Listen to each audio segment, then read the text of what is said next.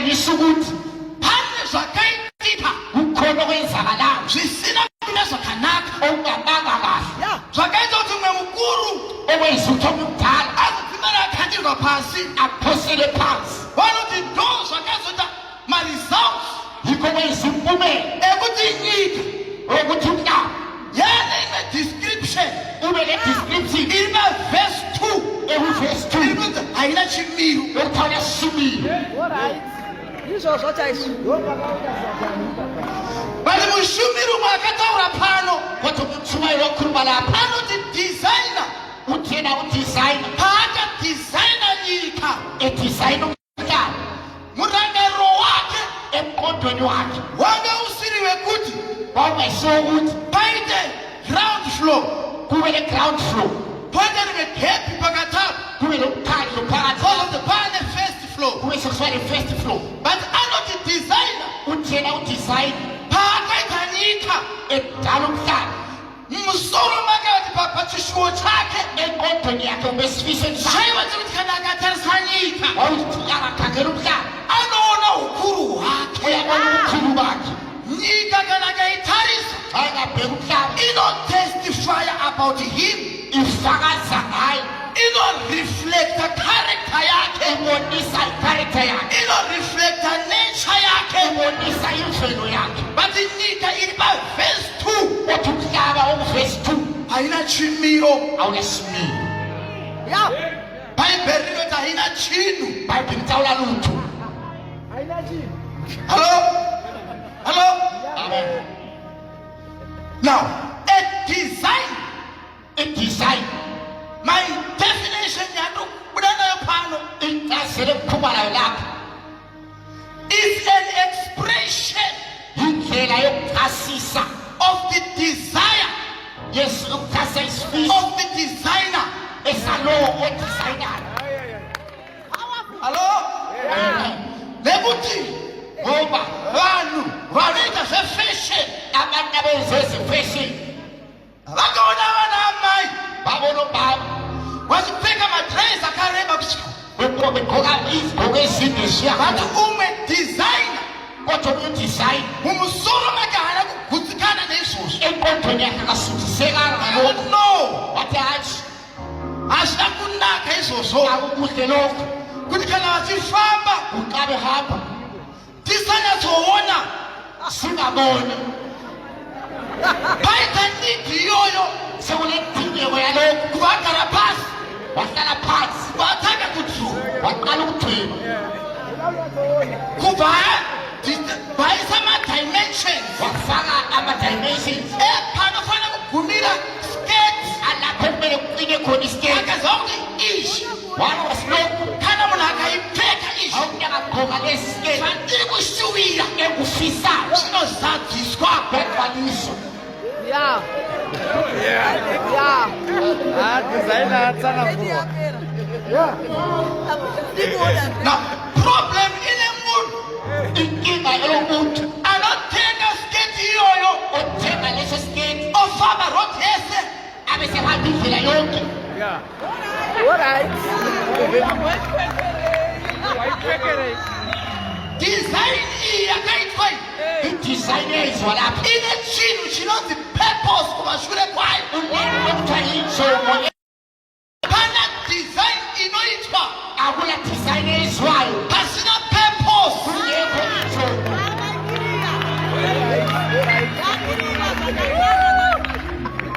umamara kudesign mandela gadget uthi lento ehana yakho function ayisisebenzi inofanirwa kufanele behavior yayo uwenza wakho inozatha purpose kumele bhalisitsho alright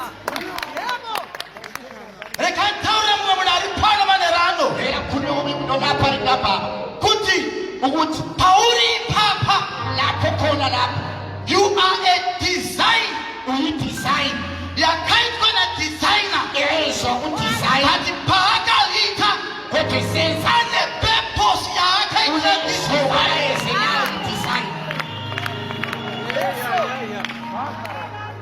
Shaya skate fupi yoyo iskate so nesesifitani iyo bachezwayo sona ngolwazi hayibo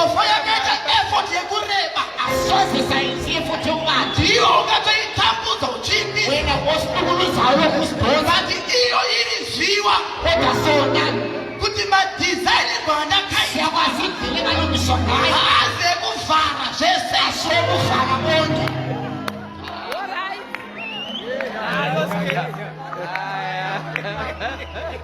The state of the design design determined by the design itself. Determined by the designer.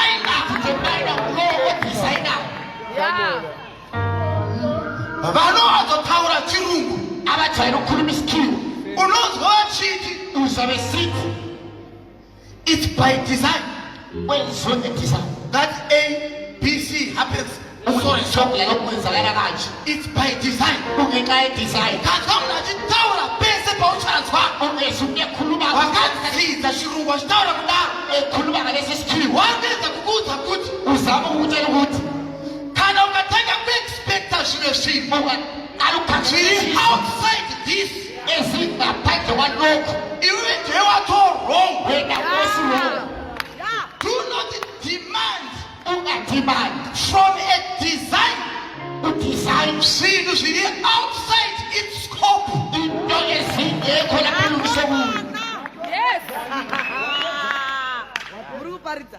A design haina capacity yekubehava zviri beyond malimit akaitwa nadesigner. Vanavanari kutizwa here Bible rati unto him who is able to do exceedingly abundantly over and above what you can think or ask or imagine. There is someone he is able.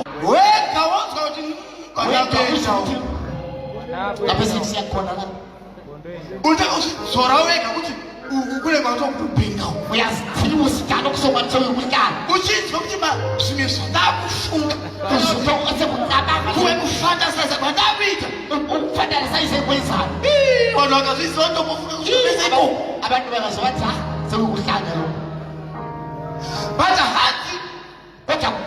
kuna designer anogona kuita zviri pakuti paunoti hapa ndazosvika kuite wazerera kusingaite pachiko ino anoita zvinodarika zvausina kumboswedera kudhuze nazvo.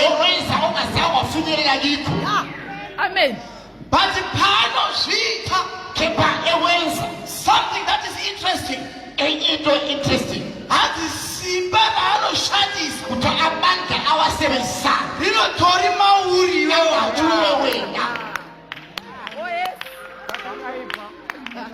kureva kuti a design sometimes haiziwe capacity yainayo. Hello? Amen. Endekafonaka kambudzi kambudzi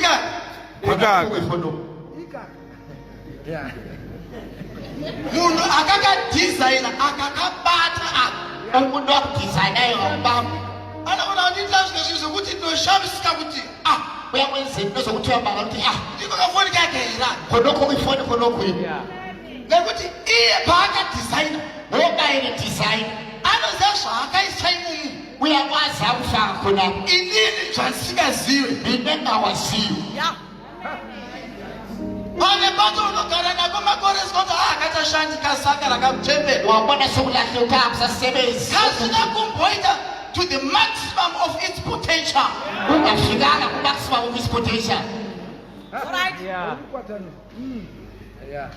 Paunochinja phone version leoshia awusathu ngophetha nayo awaqethi ngayo saka manje Bill Gates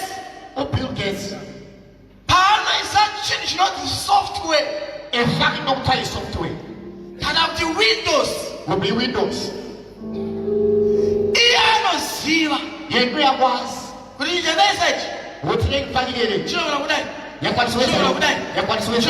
yakwanisiweza ngathi itsho yona achiziwe ayiwazi vanota zvetechnology abenzi wetechnology kana vachidakona capacity yedesign vabe funa capacity yedesign specifications vakhangela ukuthenga tenga gadget ethenga igadget ungakasvika vana mota omnye akafika emoteni ethenza so kayipoterera ayipota roro amavhiriso asaya amavhiri kayo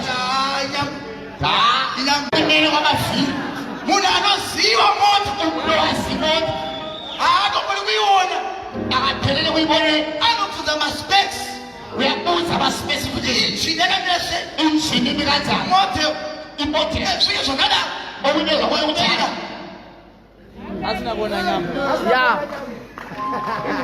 Vana rutizwa ndizona vantwana vavo rugare vanotenda tuna kwavakuru now zvinoita a designer okwenziwa kudesign paanodesigna chinhu edesigner into oti tingachishande ave sesingayisebenzi ekanozvindege dziri kotakura vanhu kuti mfura vachida kukura vachitola vantu hazvichatyise mazuva ano akusesabisi ulesu hati pane gore kodya kunomnyama razvaishamisa wakubangalisa khona ungagara kutohlala kwakuti taakusimuka kuti kusisiphakama kuenda kuharare tiri mumhepo semoyeni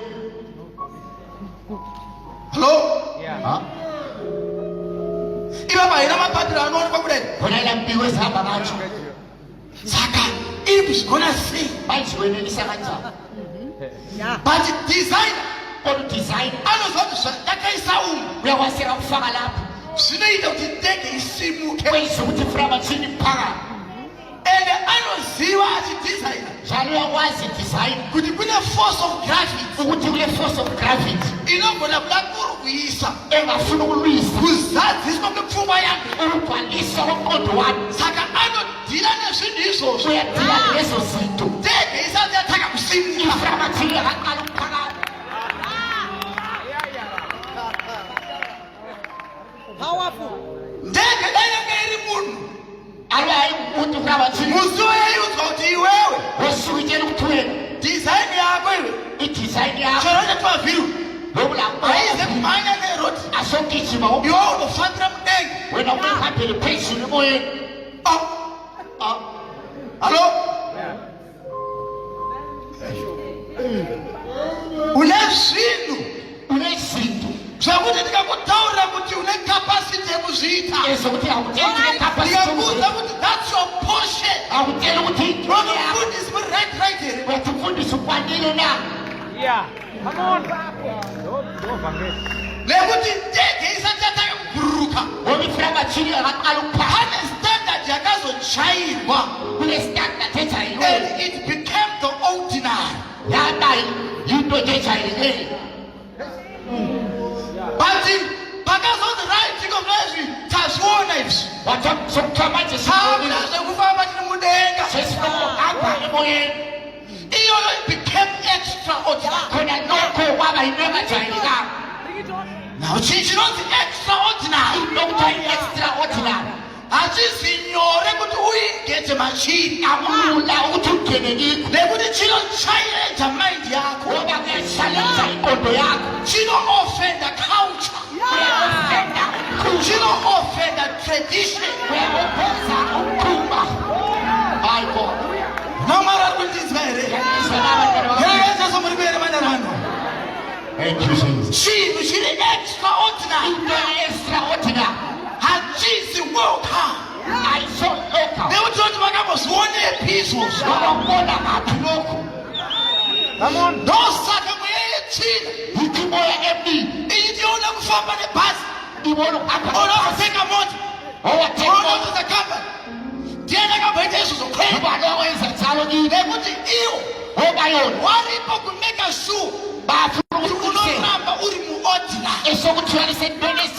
Conform to the status quo. But that's not your design.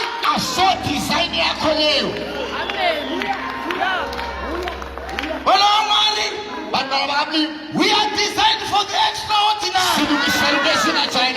Jehovah akatiita noti Jehovah anoshamisa. Kushamisa. Kuona patiri kushamisa. He is expected to see us doing wonders. Imitate him.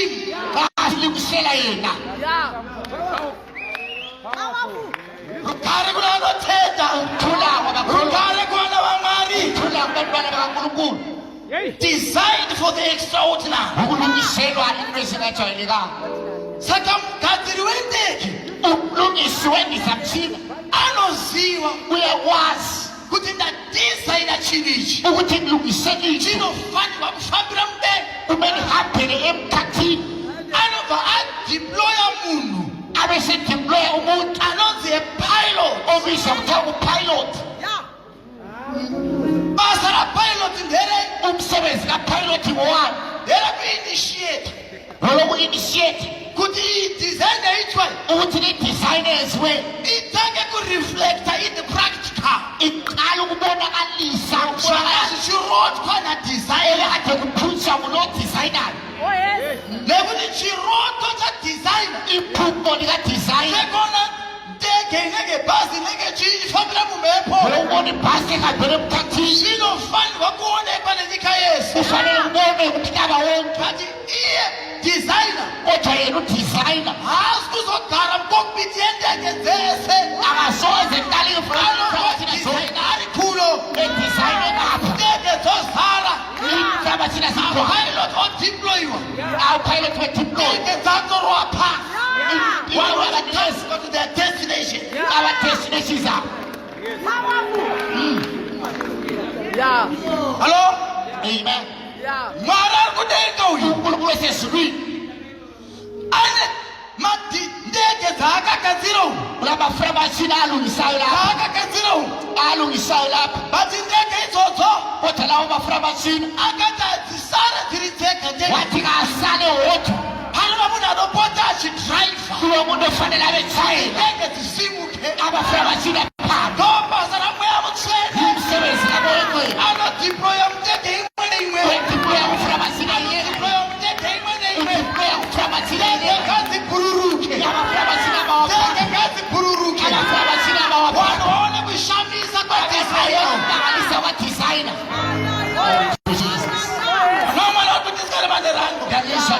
The Holy Spirit is at work. Pari kuita izvozvo. Hanzi haasi kuuya kukuchira mabhatiri ekuzoita power up ndege. Zvinodiwa zvacho zvirimo kutanga. Vana Mwari vanondinzwa here mandaramo? Jesu munondinzwa here?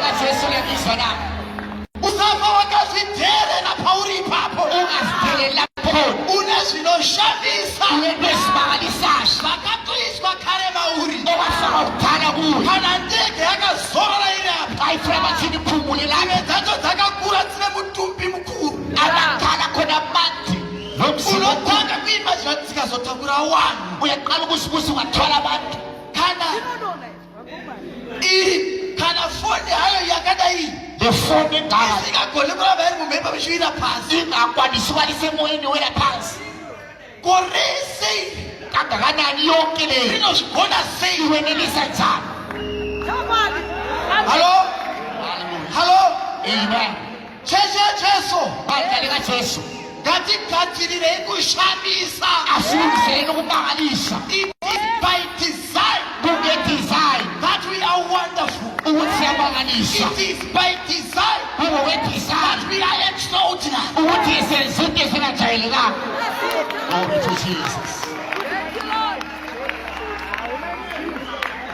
Pane mumwe kuwabuyi akatazaruri panamana wathi siyamphulele uNkulunkulu akagutsikana wasithise bati ukuthi diet ukudla ndinodya yadla chikazi kumeka sure that diet yangu yakabalansa ukudla ngeqiniseko sokuthi ndinodya pakuzara kwangu pakuopereta kwangu ukuhlala kwami kuzibachezo dzike zvitora mushi ingqondo zithatha I give myself time to sleep enough ngiyazinika so isikhathi bona ita ma-exercises nekudini ngiyenza ama-exercise lani but zvinhu andiri kuita kodwa kwenziwa ma-abilities andinawo ama-activities enyawo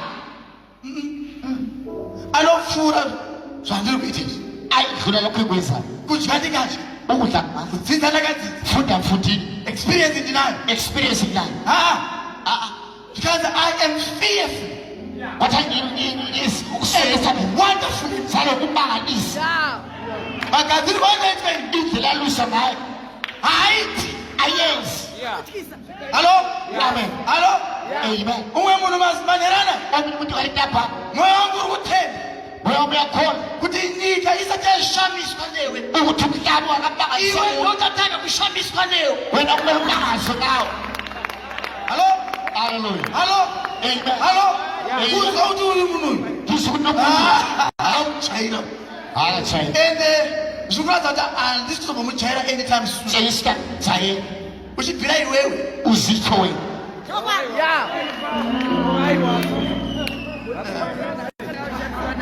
une zvinhu zviri mauri une zinto ezingakuwe zvekuti kana pilot uyu ezokuthi lupilot akatenderwa zvake akavunyelwa anogona kuspina neveso uyakwanisa ukuspina spina neveso espina ina kunge rocket achena ukuthi ayehamba aikokwachina iso esezakathi uti anonoparara awuthi okasine abesizwe aziratidza kunyanzvi etshengisa ubudlisi church takagadzirirwa kushamisa salungisela ukumangalisa vana vamwari bantwana bakankulunkulu tinoshamisa siyamangalisa ndinakutidza manerano ngiyazwakala intamba handikudzvipai manerano akuzwakala intamba ati tinoshamisa akuthe siyamangalisa kana paine kricha xa kulesidalwa inozaite okuthakasenzi kana paine kricha xa kulesidalwa phansi inozaibvire okuthakasenzi Powerful. halo haleluya nozvipai ngiyazwakala na dzimwe ndege dzaveko mazuvano aba mapromotion asekhona kulesuku hanzi dzisina pilot anoonekwa munhu kudai ilana lo pilot ongabonakali autopilot wati wati autopilot watu halo rinongosvimuka yephakama nakuteni sihamba Yeah.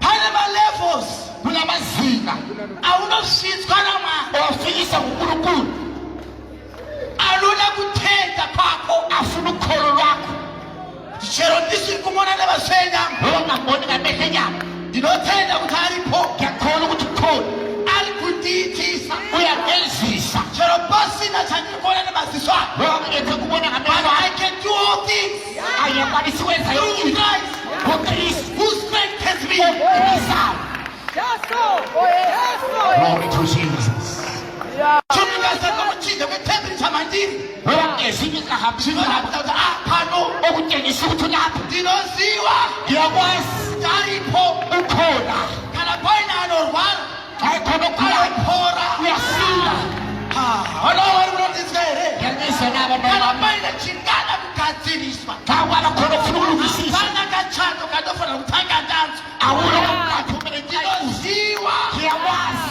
kuti designer ukuthi designer akadeploya wadiploya autopilot u-autopilot and I don't need to see him. akudingi ukuthi ngibone my god Onomara kutizvere manerano ngiyangizwa nani ntababa onomara kutizvere ngiyangizwa nani ntababa ipapo ndo pane temptation khonapho kokulesibili sometimes kwesinye isikhathi yekuti ndege esokuthi framathini inobva yatanga kufunga kuti iyaqala ukucabanga ukuthi ndiyo iri kuzviita yinto yewenzayo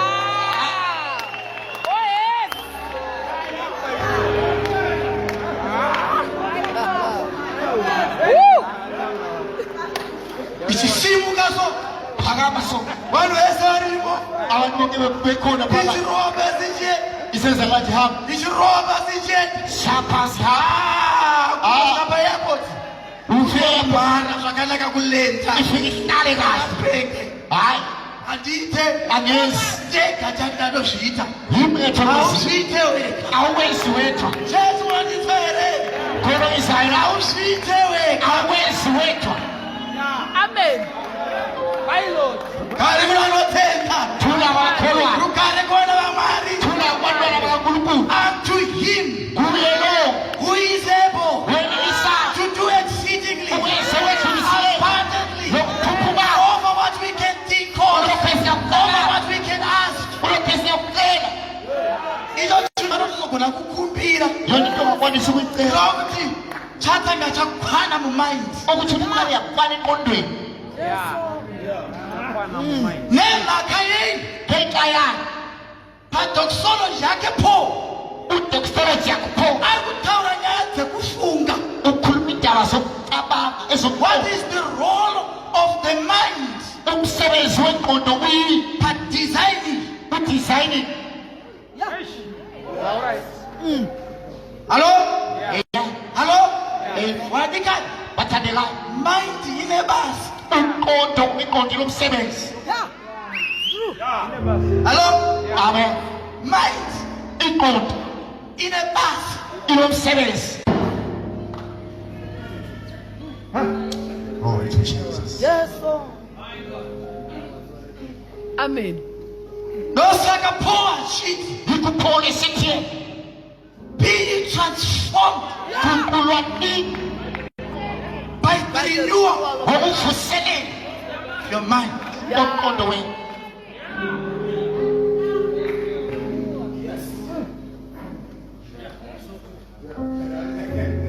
Mwari vachidhila nemapatriarchs. umlimo ethile namapatriarchs Chinhu chavakatanga kutageta into aqala ukuyitageta kugadzira mind. yikulungisa ingqondo Yeah. That's what I mind. oh Jesus Bekuti Moses bhakanzi ngokumosi kuthiwa kuyo iwo Mwari wachiziva zvavo uNkulunkulu esazi kuti masikirana akaita Moses ukuthi indlela akadala ngayo uMosi maari mune software irimo kuye kule software ndakabva ndakhanda nema-applications afaka lama-applications ari relevant afanele for the specific task yandinoda kuti aite. umsebenzi ekufuna wenzi Yeah. Moses akuti chiuya uite basa kuti abuyise wenza umsebenzi anotanga kuti ndinokaka uthi qala ukuthi ngiyakhakhasa my excuses. eqala ukunikeza ama-excuses Hello? amen Mwari uNkulunkulu wanondibhedhayi kuneko uthina letsvimbo ulani ulentombi khanda pasi tsvimbo phosela phansi ntombi anoikhanda pasi yayiphosela phansi inobva ikanyoka. tshintshi benyoka Mwari uNkulunkulu wari kuchallenge mind yakhe uchallenge ingqondo yakhe rizwa ambozvoneka kuti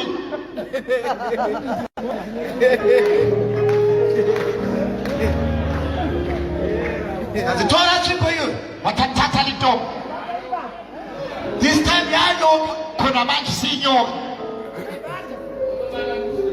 Saka definitely your mind ingqondo yakho khonapho inozoti nyoka ukuyibetha yakusinyoka ngayibamba Yeah. and unless and until agone kubata nyoka unless nathina akwanisa ukubamba inyoka akatoti ndine dominion over this thing. we ayihamba lokubusa phezu kwalinto Mind yakhe ingqondo yakhe yatobona erimwe level. Yeah. sikulinyisiwe Powerful. Yeah. Saka this time Moses manje uMoses kana kana mna nokukhanda nyoka pasi kaita nyoka achimba pasi kaita nyoka angasela into ngaphansi benyoka izona zvishamushamisa asoze kukumangalisa nekuti even mumind makhe ngoba enqondweni yakhe zvagamuchirika kuti zviri possible. sokwamukelekile ukuthi kuyenzeka Abraham abrahamu uya panze. phuma phansi Abraham achadziwere abrahamu asibani chadziwere asibani achipedza asiqeda Abraham wathi abrahamu wandireiwani ndandakasokudza lokhu kutshela ndinokuwanda kwevana wako niwanda kwabantu bakho anda zvinokupinda musoro mako awungenanga enkondweni yakhe. Sakapangitwa, you know the software upgrade. Kwenziwa okuthiwa yi-software upgrade. Yeah. Ifoni yami ndiyithenga. Ifoni ngiyithenga. Now the shit yafona zokumine. Azange bokujaha ukutshintsa ifoni. That was my 2014-15. Ayithenga ngo-2014-15. It was Windows 8. Yayi-Windows 8.0. 8.0. Windows 10 point something. Khona manje Windows 10 point something. I don't need to buy that new phone. Akudingeki ukuthi ngiyethenge enye And ifoni. Windows 10. I-Windows 10. Upgrade the software. Ya-upgrade i-software. I-Windows 10 is better. I-Windows 10 You like exposure. ifuna expose. Yeah. I know what this guy. Ngiyakuzwa na What this guy abantwana. now, man? Ngiyakuzwa na. You know like exposure. Ifuna expose. Lekuthi mali wakuthi Ngoba uNkulunkulu uthini? ndakadizayina muntu Adizayina umuntu. ane-mandate yafana kwe-executor Kunomsebenzi okumele awenze panika emhlabeni ndinofanwa kuonekwa okufanele ubonakala kulikidza ne-creature ishi ukuphumisela ngalesi sikhathi. software version ilipo I-software version ikhona ayisi kukwanisa ayenelisi kureflecta indini ukuthi reflecte mina. Yeah. in fact akatombo-uruka Wake wayehla akademonstrata kuti wabonakalisa muntu muntu ukuthi ngifuna ukuthi ayenze nalokhu nalokhu. Powerful. Fanyika. Yes.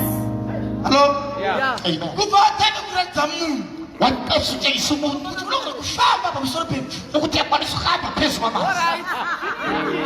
All right. Yeah. munhu Umuntu unogona kuti kumunhu afa uyakwazi ukuthi unofike uvuka. muntu unogona kuti out of 2 fish and 5 loaves Uyakwanisa ukuthi ndazine munhu ushe wokuvuta ufika ngakuzitha.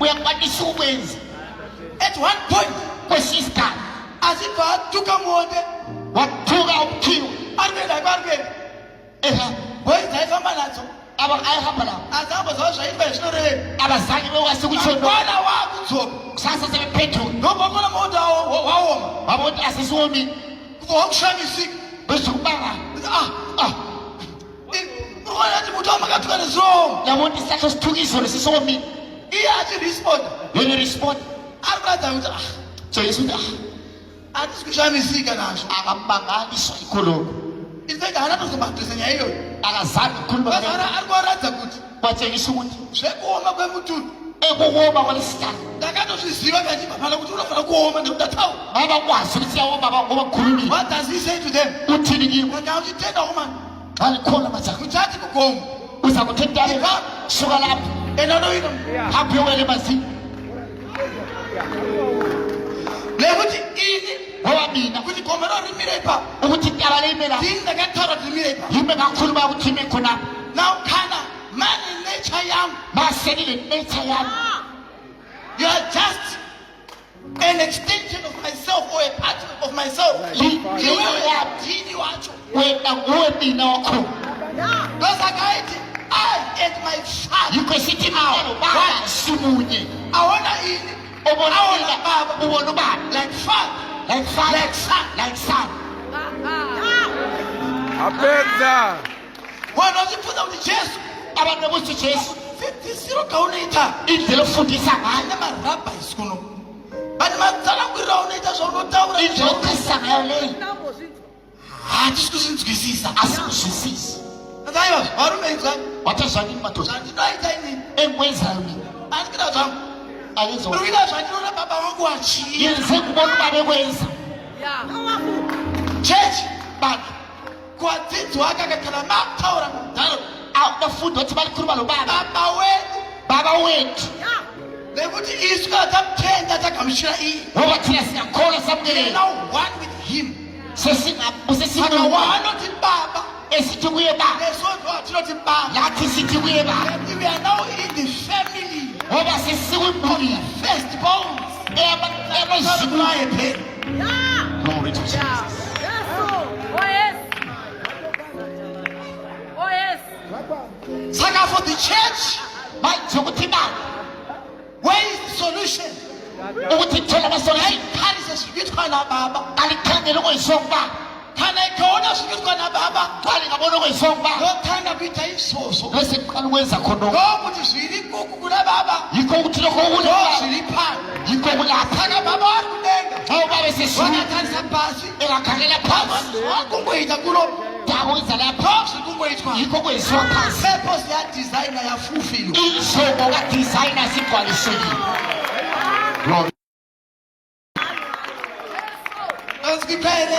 Ngiyashakala na Ngiyiphethe kubanza abanyana. yena qedisa ukuthumayela intaba Ay, ay, ay. Ay, ay, ay. Hello. yikho kwenzakalayo phansi That's why he had to design. ngoba i-design Because zvakazvinyika panguva iyoyo. ngoba umumo womhlaba ngalesi sikhathi Vakasikaratidze iye zvaari. kwakungatshengisi ukuthi yena unjani Vachisika Adam. edala u-adamu Anongena through a phase of innocence. udlula esigabeni sokuba msulwa Yakufanirwa akufanele kusarudza ukukhetha between two trees. phakathi kwezihlahla ezimbili One of knowledge esolwazi and one of life. lesempilo Yes. Akakurudzirwa. wakhuthazwa Uyu ndokuba noti upenywa. Yeah. lapha yikho kulempilo Sabata. ungabambi lapha But Adam kodwa u-adamu hana kuenda upenya. akazange ngapho kulempilo Baenda ku knowledge. wangapho kulolwazi Yeah. Attention. Ah. Hey! Attention. Saka baenda ku knowledge. esiya ku-knowledge ngapho After conform Yeah. kwenza ukuthi ayiconform to the standards of the world. ukabhelana uyakabhelana namazinga omhlaba But bayagenda phana uyu upenya. aluba waya kulesiyane sempilo Ndoba noti Kristu phatsho. Yeah. kulapho kulokristu wakho Angadeka bata the life of Christ. aluba wabamba impilo Yotaka kuta run through him. ibisiqala ukugijima kwakuye Akugona ku. It's not flowing naturally. isigeleza kuye ngemvelo She knows the Kristu chako ngoita natural. okuthi angukristu sokuphonga izakala Iye watsho. yena uqobo lwakhe Muto uri mumuntu uyo. umsobo Mana uri maari. yisesesigijima kuye Oh, yes. Supu ya butiko. Ndosikipera wana wa Mari. yeshakala n'abantwana bakamli Ndosikipere kereke ya Jesu. yeshakala abantwana kajesu But Adam, kodwa u-adamu unfortunately, ulusizi hana kumuziwa. akazange bekwazi Bible roti akauya kuneve kwakhe. babhithi weza kwabakhe Hawana kumuziwa. Yeah. abazange bebebazi glory to jesus Kare imanotenda. thula kwabakholwa Kare kubana wa Mwari. thula kubantwana bakankulunkulu Ndosaka Mari. yikho unkulunkulu Wakuthi Jesu ngawuye. esithi jesu makabuye Engajuya. esiza Anothi I am the way, the truth, uthi ngindlela and the eqiniso life. empilo Dia akathakula. She knows the life. uyothele okuthiwa impilo We need the life of Christ. siphila impilo kakristu Or rather, we need Christ himself. ukristu uqobo lwakhe Because iye ndiye uphenyo. ngoba yena kuyimpilo Saka when we receive him, samukela we yena have received life. samukela impilo Yes. glory to jesus Amen. Hello? amen Ndosikipere mananano. ngizwakala intaba Saka the salvation plan, yes. uhlelo lwesindiso lonke Ayisikungotsvaka chete. aludingi kuphela Kuti munhu awane inonzi salvation. ukuthi umuntu athole ukuthola usindiso Afree kumadhimoni. sekhululekile kumadimoni Akuroreka. usethatheka Agona ukudriva moto. sekwanisa ukuthenga imoto Agona kuya zvimwe zvinhu. sekwanisa ukwenza ezinye But mandate kodwa is to umsebenzi reflect the life of Christ. ngokubonakalisa impilo kakristu